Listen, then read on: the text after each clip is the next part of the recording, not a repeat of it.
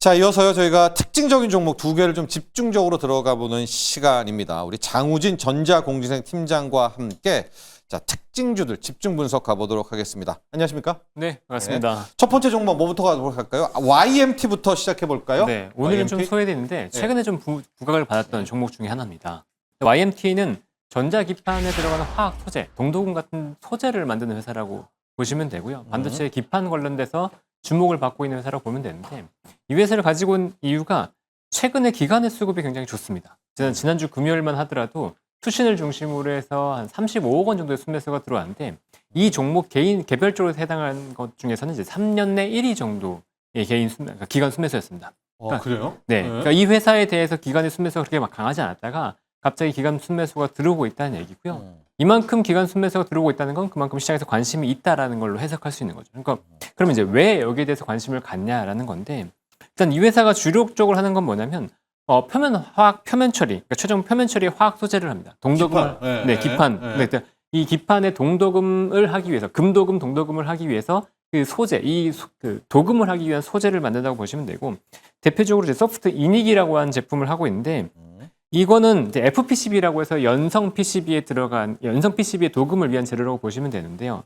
이 세계 최고 수준의 기술력을 가지고 있습니다. 그러니까 연성 PCB니까 도금한 이후에 이 PCB가 움직이면 이 도금이 깨지면 안 되잖아요. 도금이 달라볼게. 그치? 도금이 깨지지 않게끔 하는 내절곡성이 굉장히 튼튼한 게 특징이고요. 그다음에 최근에 이네픽이라고 해서 팔라듐 도금을 하는 그러니까 그 이닉을 위해 팔라듐을 추가로 도금해서 원가를 절감하고 와이어 번딩과의 접착성을 높이는 이 이니픽이라고 하는 제품도 이제 최근에 각광을 받고 있는데 이게 최근에 이슈가 되고 있어요. 그러니까 중국에서 이니픽 도금을 기반으로 한 제품이 나오고 있다는 건데 AI 가속기는 기존의 이제 AI 가속기는 성능이 고도화가 되면서 기존의 이니그에서 이니픽이라고 하는 새로운 기술 표준으로 바뀌고 있거든요. 근데 이 이니픽 제품이 YMT가 처음으로 중국 기판 대상으로 수주가 나왔습니다. 발주가 나왔습니다. 근데 이게 원래 이 시장을 독점하고 있던 우에무라라고 하는 일본 업체보다 더 빨리 수주가 나온 거예요. 그러니까 최종 고객은 북미 고객사 대상이고 그러다 보니까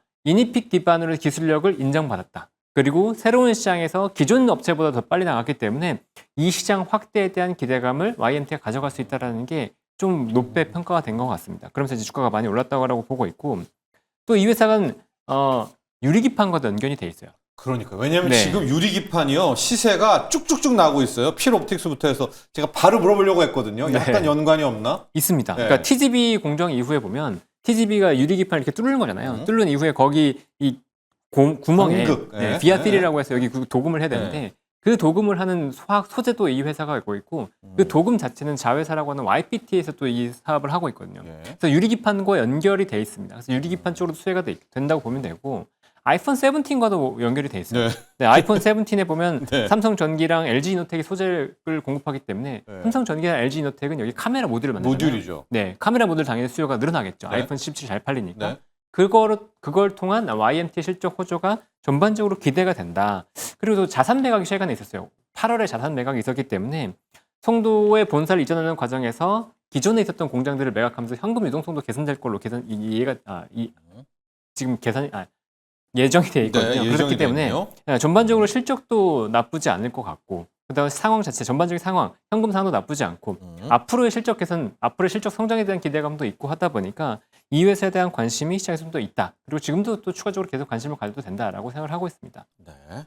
자, 기판 또 뭐 아까 관극의 구멍 이런 데 도금이 필요한데 쉽지가 않지 않습니까? 그렇죠. 이게 이니픽이라는 재료를 통해 가지고 아주 도금을 수월하게 하는 또 그런 소재 업체 이렇게 좀 구분할까요? 화학 소재? 소재도 하고 있고 YPT를 통해서 직접 기판을 만들기도 하고 있죠. 장비까지 까지 하고 있는 회사다. YMT 봤고요. 두 번째 기업은 이노스페이스입니다. 지난주에 목요일이었나요? 수요일이었나요? 한번 항공우주부터 해가지고 한번 날아갔지 않았었습니까? 자, 이노스페이스 시작해볼까요? 이노스페이스는 위성 발사체를 하는 회사입니다. 발사체? 네, 발사체라고 하시면 뭐냐라고 하는데 로켓입니다. 로켓. 위성 같은 걸 쏘면 로켓이 태워서 이제 위성이 나가기 때문에 그 발사체를 로켓을 만드는 회사라고 보시면 되고 기본적으로 발사체 개발부터 해서 발사 서비스, 그러니까 위성만 만들면 우리가 이 위성을 태워서 올리는 것까지 서비스를 해준다라는 그런 개념으로 접근하는 회사라고 보시면 되고요.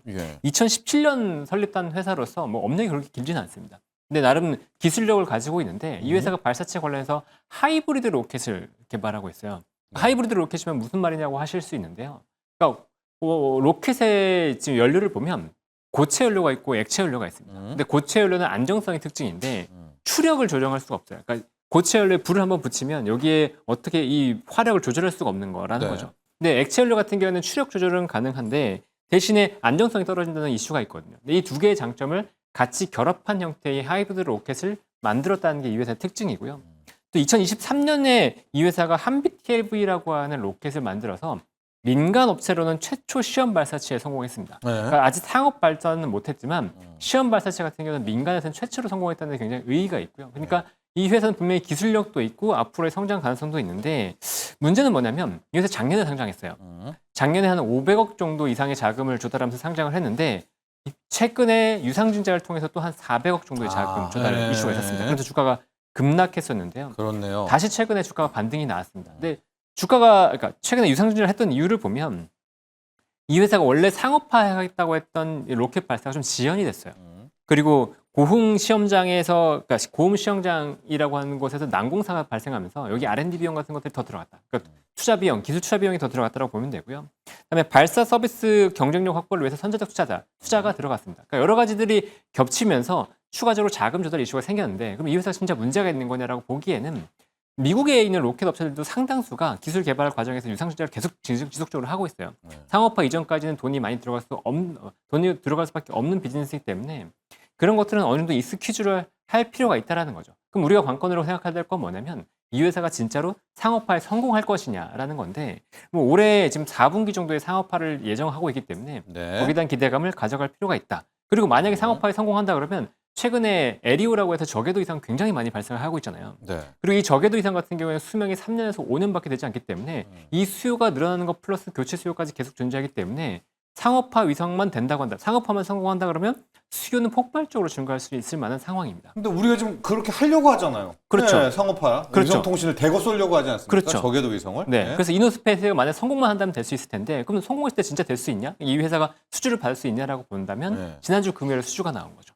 독일 업체로부터 독일 MBS로부터 위성 발사체 2건을 수주 받았습니다. 그러니까 건당 40억 정도 되기 때문에 80억 수주가 나왔어요. 그러니까 이 2건으로 80억이면 앞으로 수주가 더 나온다 그러면 큰 수주가 나올 수 있겠네라는 기대감을 가질 수 있게 했던 거죠. 그러니까 이번 유상증자로 인해서 주가가 급락이 나왔던 것은 기회였다. 지금은 이제 주가가 반등이 나왔어요. 근데 지금 이 상태에서 이미 반등한 상태에서 우리가 어떻게 봐야 되냐라고 본다 그러면 장기적인 관점에서 우주 산업은 성장할 수밖에 없고 그리고 이 민간 쪽에서 가장 선두적으로 나서고 있기 때문에 이 발사체가 상업화에 성공만 한다 그러면 이노스페이스의 주가는 여기서 추가적으로 더 올라갈 수밖에 없다라고 생각을 합니다. 그러니까 상업화 추이를 우리가 분명히 지켜봐야 되고 상업화 성공을 한다 그러면 추가적으로 우리가 관심을 가져야 되는 기업으로서 지금 제가 가져와 봤습니다. 자, 여러분 발사체 스페이스X만 있는 거 아닙니다. 우리 이노스페이스처럼 물론 멀리는 못 쏘지만 저궤도 위성 정도는 우리가 한번 쏘아 올릴 수 있는 거 아니겠습니까? 네. 자, 우리 토종 발사체 기업 이노스페이스까지 살펴봤습니다. 자, 오늘 감사합니다. 네, 감사합니다.